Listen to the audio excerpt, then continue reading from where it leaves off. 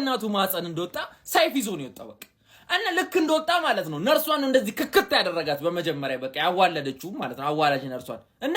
ቢዮርን ምን አይነት የራግናር ሎርዝብሩክ ልጅ ነው ፊልሙን ሲሪየሱ ላይ ካለው ታሪክ ይለወጣል እውነተኛ ታሪኩ ብዙም እንደዛ አይደለም ግን ቢዮርን ማለት ገና ከልጅነቱ በጣም የሚገርም ተዋጊ ልጅ ነበር አባቱ እንግዲህ የቫይኪንጎች ንጉስ ነው እሱ በገና በጉርምስና እድሜው የቢዮርንን ታንተል አይቶት ውጊያ ላይ ገብቶ ሳይወገጣል በጎራዴ እንዲተመቶ ጎራዴው ይጣመማለው ማለት ነው አንተ ይሄንንም ሲሪየስሊ እንዳት ብቻ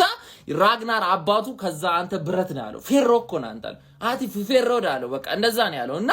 ስዊድንን ነክሶ የገዛው እንግዲህ ቫይኪንጎች ካዩት ምርጡ መሪዎች ውስጥ ዋነኛው ተብሎ የሚጠራ ነው ቢዮርን እስከ ሜዲትራኒያን ኢጣሊ ድረስ ፈረንሳይን ባይዜ